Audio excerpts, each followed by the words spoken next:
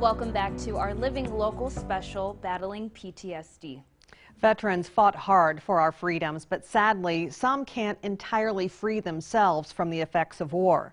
Johnathan Lanxon and Scott Wagg both served our country, but came home marked by what they experienced. Their battle with PTSD continues to affect their lives and their loved ones. And today they are sharing their stories with us and how helping others is actually helping them.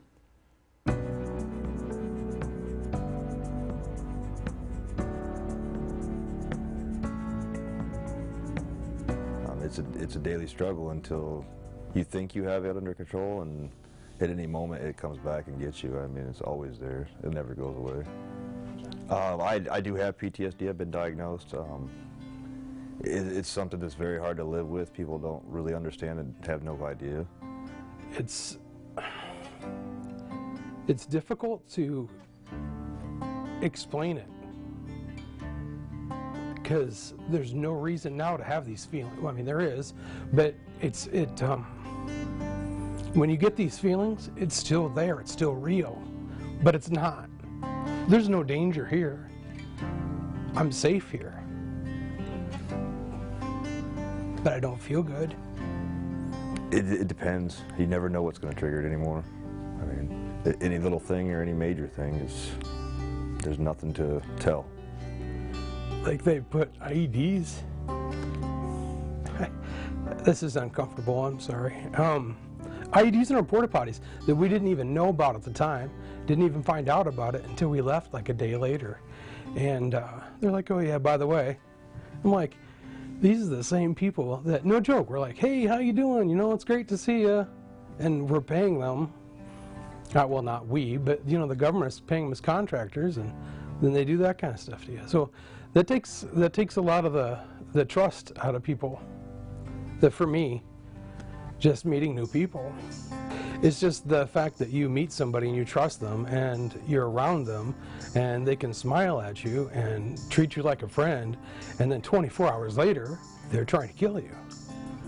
If I didn't know anybody, I couldn't be in the big crowd. I've had to leave several events. I try to stay there as long as I can, especially if I'm with some, you know, family at an event or something. If not, then I have to go off by myself and just walk around and relax and just get air. As far as the crowd thing, like John said, that's a big thing to get over. You can be next to somebody and working with them,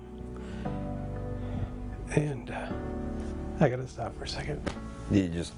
I can relate to you. You can be next to them, but you still don't know. And the crowd is, and I know most military guys are this way, and women, you're always watching. You never stop. You're not really focused on what you're supposed to be there for. You're focused on everything else. Having your rifle with you at all times is one of those things you just learn. You have to have it within arm's reach. I get back, I no longer have that responsibility, but in my mind, every single day, it's like, where is it at? Why isn't it right next to me? If you can learn that behavior, to have that, I wouldn't say panic, but that alert of like, where is it at? Then I've also learned to say, I can learn the other way, where I don't need that, where that I can cope with those things. That, you know, through therapy and through talking about it, all those things that I learned can be, I guess, unlearned or rewritten. The families have it too, you know, the single moms that stayed home. Like, you had a newborn, my wife had 3 young daughters.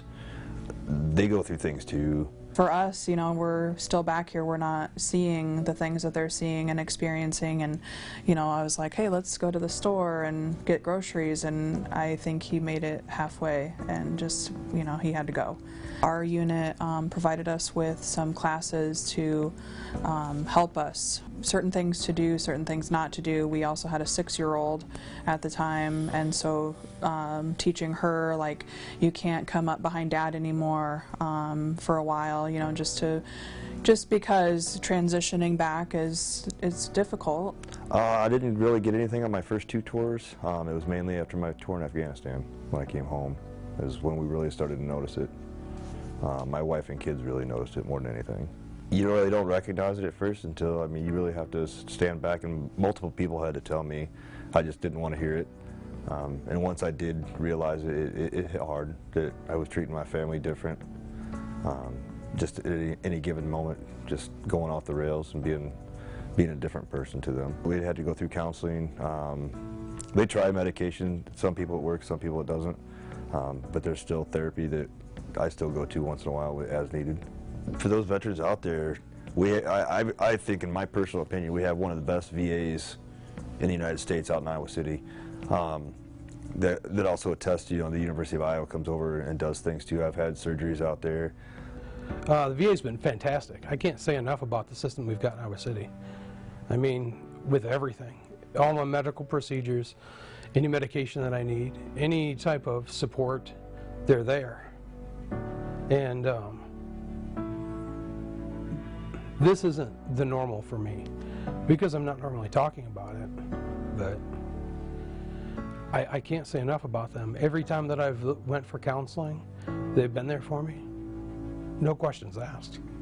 Go where the help's at, and in Iowa we have a great asset, and people need to use that. I spend almost every day in the summer off, either building ramps, helping a veteran somehow, or we ride, to put awareness out there that we're here to help the veterans. That's how we raise the money to do what we do, because we're nonprofit. We don't get paid, we don't get anything. We spend a lot of our own money and time to do this, but it is a huge sense of pride for me to be able to help these people. Selfish self-fulfillment to give back. It makes me feel good, And also just to let everybody know, well, not everybody, but the people that need it, that aren't reaching out, they can. They can. You can. A couple of our guys went and had breakfast with a veteran who just needed to talk. Didn't need any money, didn't need anything, he just needed help and somebody to listen. And we do that too. I mean, we're not professionals, but sometimes they don't want a professional. Sometimes they want somebody that can relate to their experiences. I tell everybody, talk to somebody, because I wouldn't talk to anybody around the first 2 tours, but since then I have, and it's been a lot better. I tell everybody should talk. Nobody should stay in the dark.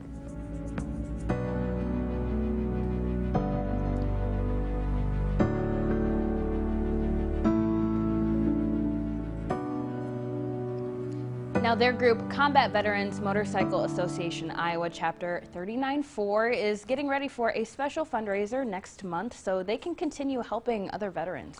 Cookies for Heroes will be held at Legends Sports Bar in Clinton on December 11th from 2 to 5. There will be cookie decorating, a bake sale, and carnival games. Sounds like a good time. Now, they're also collecting non-perishable food items, which will be donated to veterans who need it. And we'll have all of this information over on our website at ourquadcities.com.